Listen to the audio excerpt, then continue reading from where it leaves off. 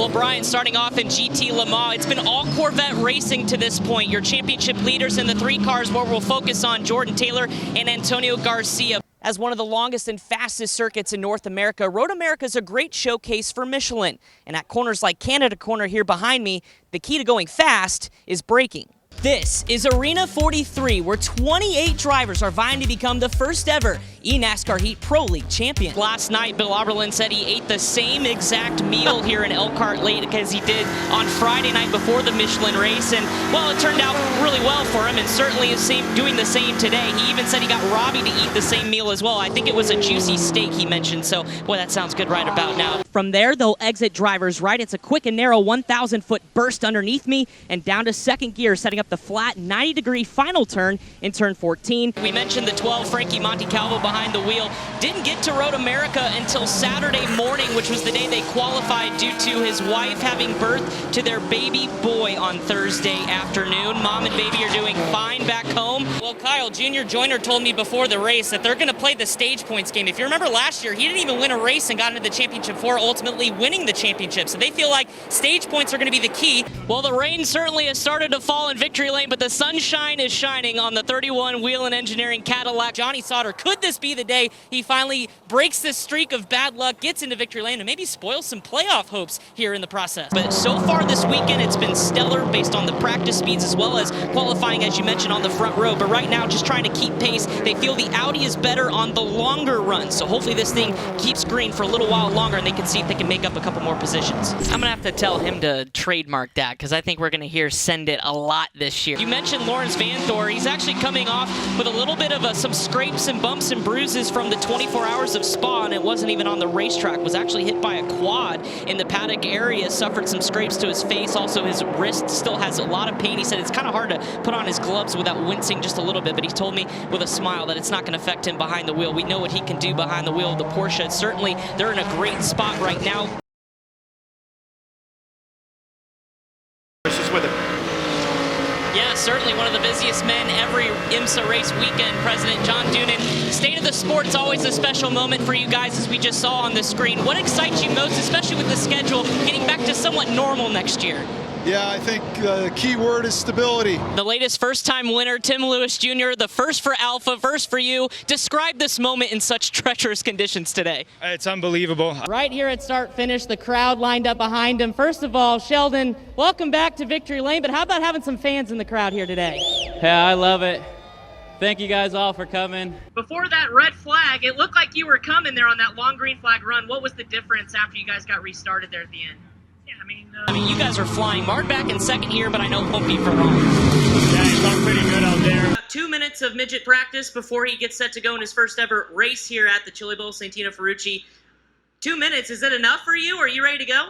I have no idea. Back here at the desk, and look who decided to come back for more. Chad Canals, thanks for joining us, man. Absolutely. You saw the regular season, but have you ever seen anything like this in Studio 43? This is fantastic, and I'll tell you, the pressure is no different than what we experience when we're at the Cup Series. I know we always talk about your Silver Crown wins here, but this midget program with you behind the wheel here at Lucas Oil Raceway, I mean, it's the start feel like it's clicking. You're due for a win. Yeah, exactly. I think we ran second, third, and fourth. The spirit of competition for you guys in this league also kind of turned into a spirit of giving here this past week. Why don't you tell everybody at home that maybe is not familiar with kind of what goes on when we're not here at the track in terms of a bet that maybe turned into a nice charitable donation? I see the smile on your face. I know it's going to take a little bit to sink in, though, but you're right up front in a B main, and this thing is fast. How excited are you just to get to Saturday and lock this thing in the show? Definitely excited. So far, a clean stop here for Michelin Tires, VP Racing Fuel. Again, we can't reiterate it enough. They're the only car in this class who hasn't won in 2021, desperately trying to get back in some sort of championship hunt. And to do that, they're going to have to play a little bit off strategy as they're doing so here, but so far so good in the 60.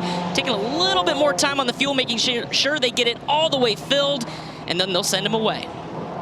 The 26 of Tyler Ankrum had a great battle there for the lead, settled into the 5th spot. Right side vibration, he said, sensing a little bit toward the end of that run. He'll take 4 tires and also make a track bar adjustment as he sends on his way. Here comes A.J. Allmendinger, the Colleague Racing Chevrolet. Stalking his prey is the junior motorsports driver of Justin Allgaier. Nose the tail back up the hill. Philippe Albuquerque just on pit road, Chris.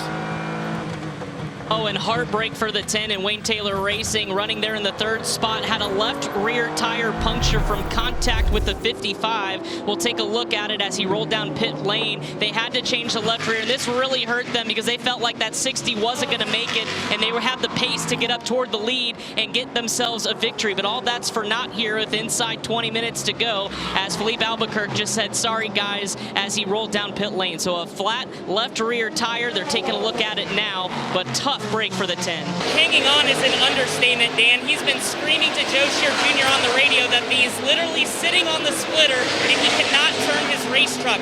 Crew members are all gathered around here as smoke continues just to plume from the engine compartment here. They're looking to try to find the source of the issue, but he says you could hear something rattling right after the smoke started showing. That's exactly right, guys. They wanted to leave the 01 car out for an extra lap, get a little bit closer to making it on that strategy, and honestly trying to get the best out lap there, or in lap in there, so they could try to not lose too many positions. Ranger Van de Zande climbs aboard the 01.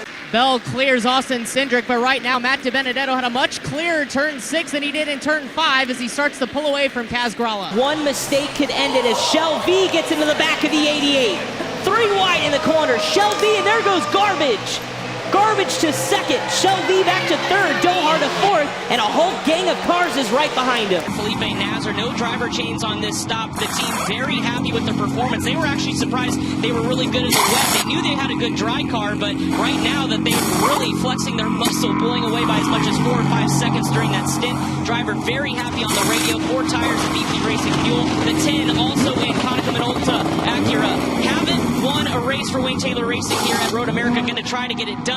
Right now, rolling out right behind the 31. Also, the Corvettes are in, including the 4. Excellent stop for Nick Tandy. In and out real quick. 4 tires of BP Racing Fuel. The Corvette number 4 trying to chase down its teammate, but right now, down pit lane. They should expect the 3 here any moment.